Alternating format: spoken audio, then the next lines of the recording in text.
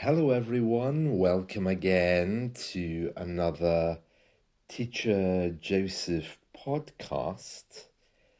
Today, we are talking about hugs, cuddles. You know that sometimes in some cultures, when people meet you, they just put their arms around you. It's a warm physical welcome. Even after COVID, I think now people in some places are perfectly okay with hugging. Now, we're talking about this as part of our weekly lesson, which is all about diversity. And it is certainly true that there are some cultures in the world that just love hugs.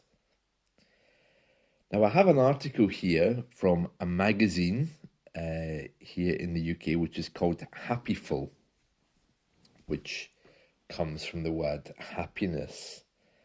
And it's asking the question, are you touch starved? To starve, of course, means to be greatly lacking something, mostly associated with food.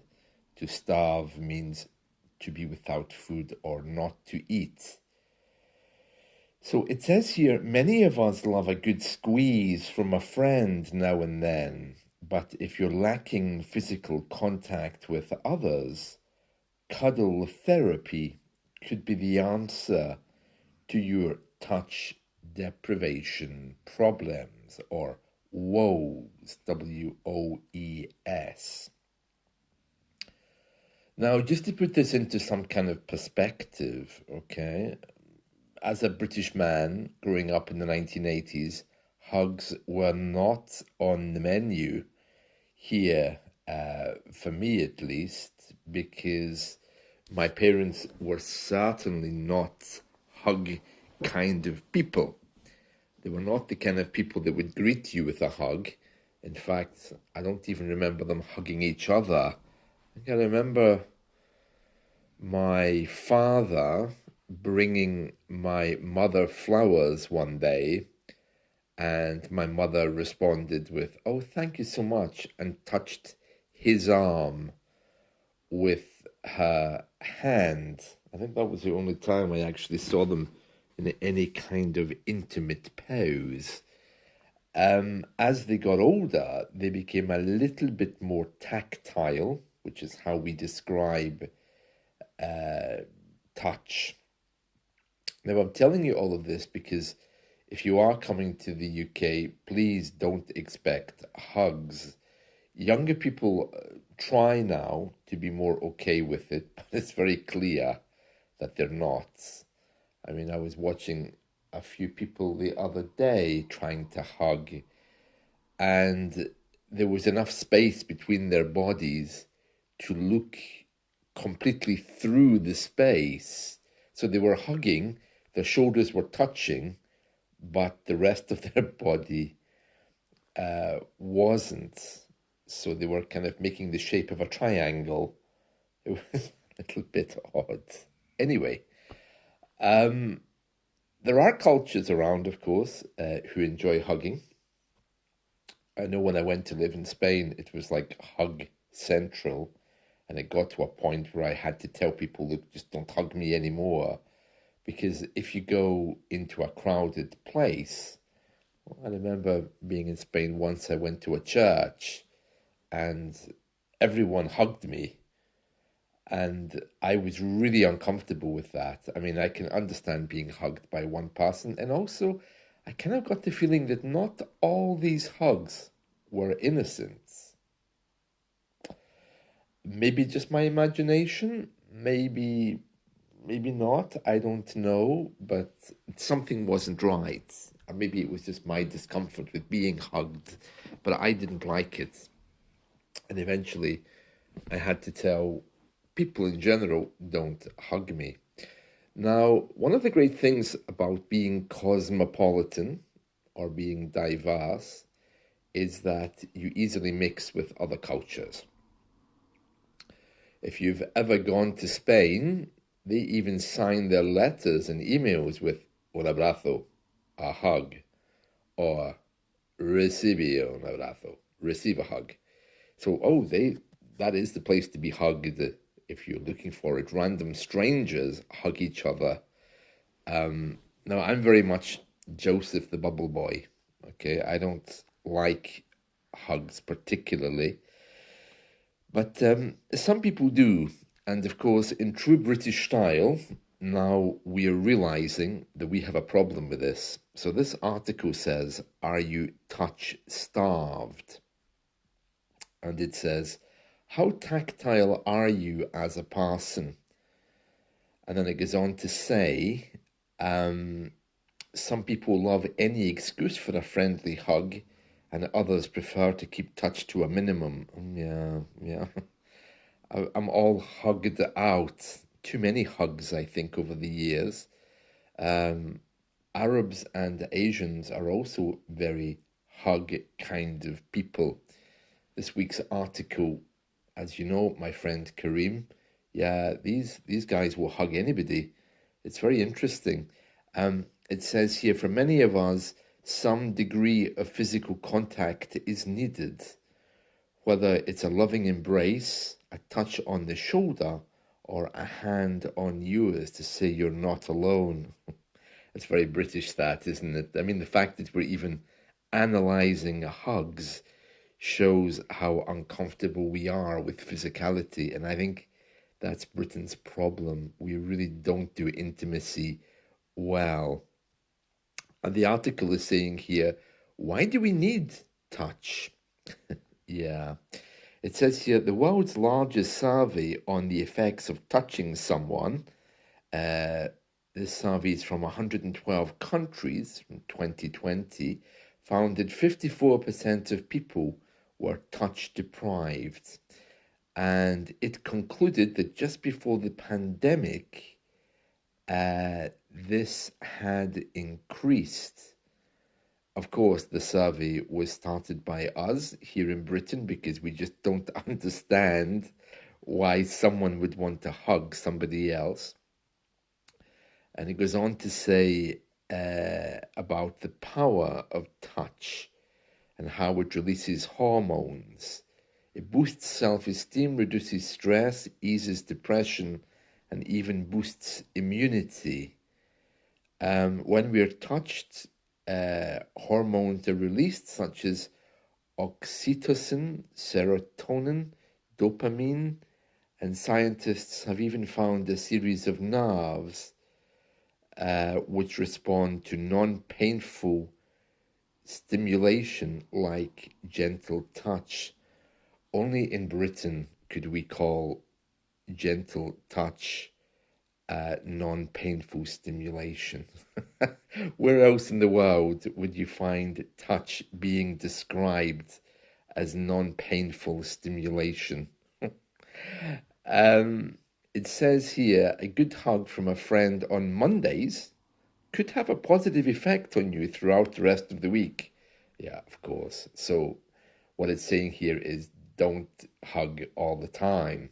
Be careful with your hugs. One hug is enough. Because we are hugging now. British people do hug more than before. And yeah, I'm really not okay with that, but that's fine. Yeah. And it says here, what can happen when you don't get the physical touch we crave? Yeah, I mean, I'm not okay with touch, but I am aware that I've really missed out. And when I went to live in Spain and then got hugged by everyone and now get hugged by no one, yeah, it's a very sad thing. It says here, you don't know what you've got till it's gone. Oh, that's a song by Cinderella. Yeah, we really should go through the lyrics of Cinderella's song one day. You don't know what you've got till it's gone. It's a lovely song. It says here, this well-known proverb can apply to many things in life, including physical touch. Yeah, but you just told us that we don't hug. Uh-huh. It says here, for many, the lockdowns during the pandemic revealed a hole where hugs were, yeah, touching someone on the shoulder was always good thing. But yeah, one thing I love about subcultures in the UK is they'll hug anyone. In fact, where was I the other day? And I met someone that I know from the Caribbean. Yeah, the Jamaican lady. It wasn't the other day. It must have been a few months ago because it was cold, although it's always cold here. And I hadn't seen her for ages, and she said to me, "Oh, Joseph, oh, you look very cold there." And immediately took my scarf and tied it so tightly I was choking. Um, yeah, that just shows how comfortable people are with touch and with approaching other people. Um, yeah, so it says here, um, touch deprivation, also known as skin hunger, increases stress and tension. And then, of course, it has a picture of an Arab lady hugging a woman. Okay, so it has an Arab lady here with a hijab hugging a non-hijabbed person. Yeah, I think it's always been much easier for women to hug, but because of the definition of Anglo-Saxon masculinity, it was always considered some kind of weakness to hug between men, and I do kind of think that that kind of Anglo-Saxon masculinity has caused problems for all of us because it means that men here are really not okay with touch. We're not okay with hugging. We're not okay with emotions in general. And that's a tragic thing. You know, having traveled around the world and mixing with subcultures here in the UK really taught me loads about um, how men act with other men around the world. It's a beautiful thing because in the UK, you just have this big barrier. Men don't talk to each other, and when they do, it has no emotion whatsoever. Depending on who you are or your age, that can be a big problem. It says here during the pandemic, we had to find solutions for our touch deprivation. Really? I would have thought British people would have been fine with uh, COVID because we don't really touch people anyway. In fact, we're always 2 meters apart. It says here nowadays, many of us look to get platonic touch through regular socializing. Mm, yeah, that's not quite what it was saying earlier, but anyway, however, this option isn't always available. I don't know anyone who goes looking for touch through socializing. If I really, really wanted to be hugged, I would simply call up a Spanish friend, uh, go to visit some of my Arab friends, British born Pakistani friends, anyone who's not British, frankly, and be hugged. It doesn't take a lot. You just have to say hello and you get hugged. It says here, oh, yeah, of course, now we're making excuses. It says here, yeah, we have fewer people in our lives now. We crave more touch than friends are willing to give. Well, maybe British people are becoming aware that not being touched has been bad for us. Notably, this problem is a big one, it says here, in male relationships, where gender stereotypes or society's expectations limit physical contacts, where there is a misinterpretation of touch as being sexual, uh, where you have a need to be strong and stoic, resulting in less physical affection. Uh, and then it goes on to talk about how cuddle therapy is the new therapy being offered to British people. Um, yeah, well, if you cuddle someone and charge them money for it, I would have thought that isn't there a name for that? A name which I'm not allowed to mention on this podcast, where you take money for a favor regarding physicality. Yeah. Um, okay, so obviously British people are as confused as ever about hugs. I know I was. Now that I've been hugged so often by Spanish people and other cultures around the world, I'm probably better with it, although initially it did leave me very confused. Um, okay, it says here, what is cuddle therapy? You pay a cuddle therapist for a session which involves platonic touch, such as cuddling, stroking, and hair play. Oh, that doesn't sound right, does it? I would rather just call up my local Italian and get hugged. It says here, sessions typically start with some relaxation exercises and breathing techniques. This helps you relax into the session and move past any nerves or tension you may have. Really? Oh no, no. For me, a hug is a natural thing that happens spontaneously, although I probably do think about it a lot, knowing that if I meet my Spanish friend, I'll be hugged. Um, but it says here that you would have to sit and wait for it.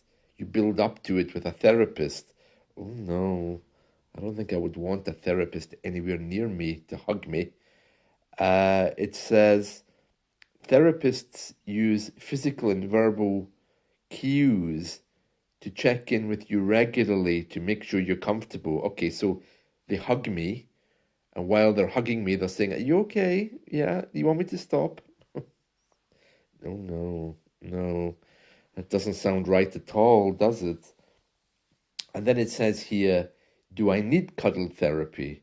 And it says, well, if you're naturally a tactile person, and by the way, don't use the word touchy, because touchy in other ways can mean angry. Oh, I'm not going to ask him.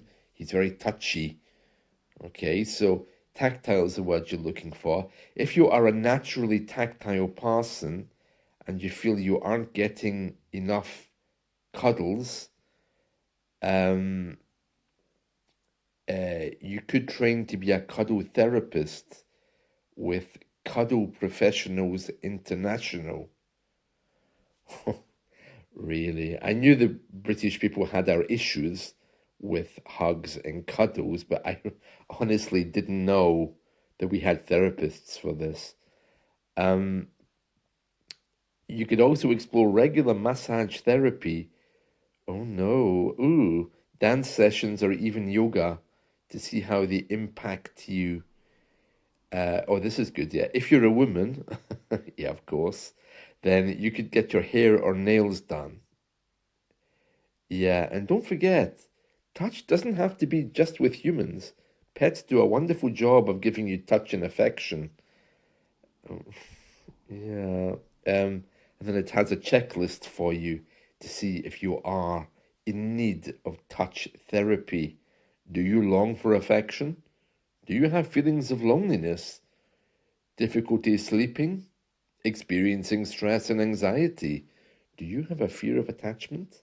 Are you depressed? Then you need touch cuddle therapy. Gee, there has to be an American behind this somewhere. Who wrote this? Let's see. Kat Nichols. Oh, I don't know who she is, but anyway, yeah. So that's today's article from a magazine called Happy Full. I mean, I do know people who really aren't comfortable with touch. I'm open to being hugged now, but I still think about it. And it's kind of like, wow, will I call my Spanish friend today? Yeah. Will I meet with my Spanish friend today? Oh no, no, they want to hug me. I'll save that until the weekend. And there are people I really don't want to be hugged by.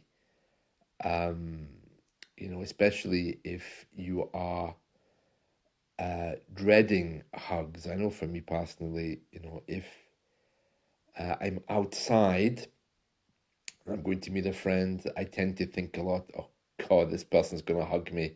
How can I avoid that? I think a couple of times I've immediately managed to get away from the hug by looking at my phone or pretending my phone's been ringing, or making some kind of excuse or making a distraction. Look over there, while I take two steps back. Depends who it is, but yeah, I'm very comfortable. As I get older, yeah, I think I would say I admit I need hugs, but not from everyone, not in a crowded room. I would get very bored of the hugs very quickly, and I do think about it too much, so it's better that I just don't do it. Yeah, so there we are. British people and hugs. Another good reason to mix with other cultures in the UK. That's it from me. I hope you've enjoyed this. Let's talk again soon. See you. Bye.